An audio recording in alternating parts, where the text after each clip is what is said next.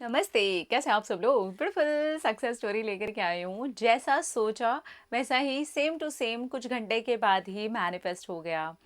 ये टेलीपैथी आप कह सकते हैं कि यस, ये टेलीपैथी थी कि ये अपने आप ही मैसेज जो था उनके माइंड में पहुंच गया और एज इट इज़ मतलब ये घर पहुंचे हैं सोचते हुए, यहाँ से विजुअलाइज करते हुए, और घर पर उसी बात पर चर्चा छिड़ गई। क्या बात है! तो जितने भी लोग टेलीपैथी एक्सपीरियंस करना चाहते हैं, मैनिफेस्ट करना चाहते हैं, उनको ये सक्सेस स्टोरी बहुत हेल्प करेगी।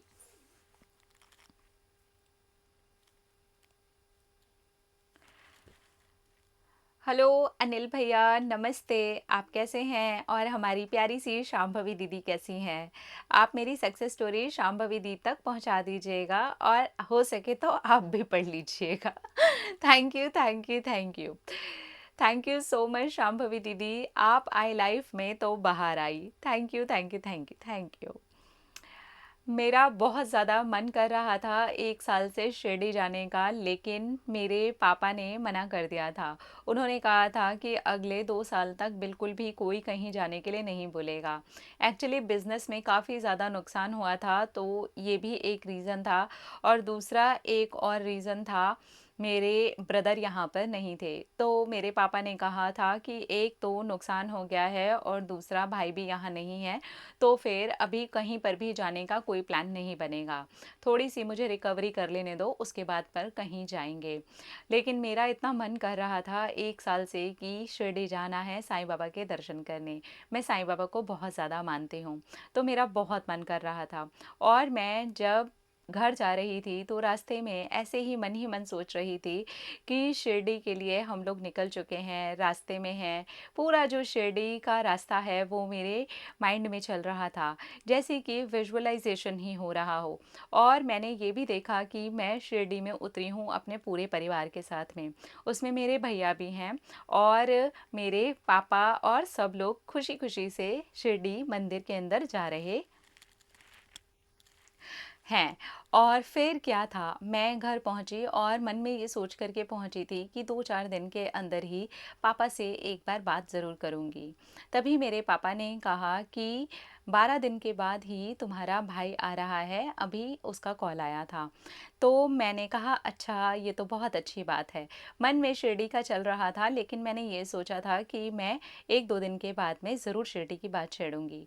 लेकिन तभी रात को जब हम खाना खा रहे थे, पापा ने शिरडी की बात छेड़ दी। और पापा ने कहा भाई के आने से पहले एक काम करते हैं, टिकट्स चेक कर लो शिरडी जाने की। टिकट्स बुक कर लेते हैं, वो आएगा, 2 दिन आराम से यहाँ पर रहेंगे और उसके बाद शिरडी घूम करके आते हैं। बहुत टाइम हो गया है, साईं बाबा से मिले भी नहीं। मेरा वहीं पर टेबल पे बैठे बैठे ही रोना छूट गया। खाना खा करके हम सब लोग जस्ट बैठे ही थे और बात कर रहे थे, और बात भी शिरडी की निकल गई। और मेरे पापा ने डायरेक्टली शिरडी की टिकट के लिए ही बोला। मैं तो अभी यही सोच करके बैठी थी कि ये सेम बात मैं 2 दिन के बाद करने वाली हूँ, लेकिन ऐसा मेंटली मैसेज पहुँच जाएगा मेरे पापा के माइंड में कि वो शिरडी की ही बात करेंगे। वो कहीं और की भी बात कर सकते थे, कहीं और के लिए भी बोल सकते थे, या फिर ये भी बोल सकते थे कि अभी हम रुकते हैं, भाई के साथ यहीं पर टाइम स्पेंड करेंगे और उसके बाद में शिरडी का या फिर कहीं और का प्लान बनाएंगे। लेकिन नहीं, उन्होंने ऐसा कुछ नहीं बोला। उन्होंने डायरेक्टली टिकट करवाने के लिए बोला, और मैं तो वहीं पर बैठे बैठे ही रोने लगी। मेरे घर में बहुत बड़ी साईं बाबा की फ़ोटो लगी हुई है। उनको मैंने देखा और वो मुझे देख करके मुस्कुरा रहे थे। एकदम से कनेक्शन सा फील हुआ। Thank you so much Sai Baba, thank you, thank you, thank you. मैंने तो बस ऐसे ही टेलीपैथी की थी और ऐसे ही अपने आप ही मैनिफेस्ट हो गया।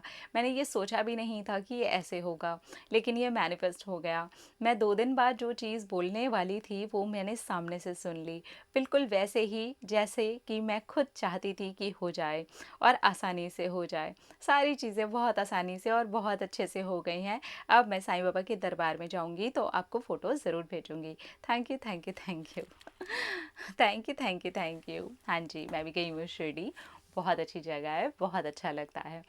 तो कुछ नहीं था, रास्ते में थे, ये घर जा रहे थे, और विजुअलाइजेशन में एग्जैक्टली ऐसे चल रहा था जैसे कि एक्ट एज इफ है।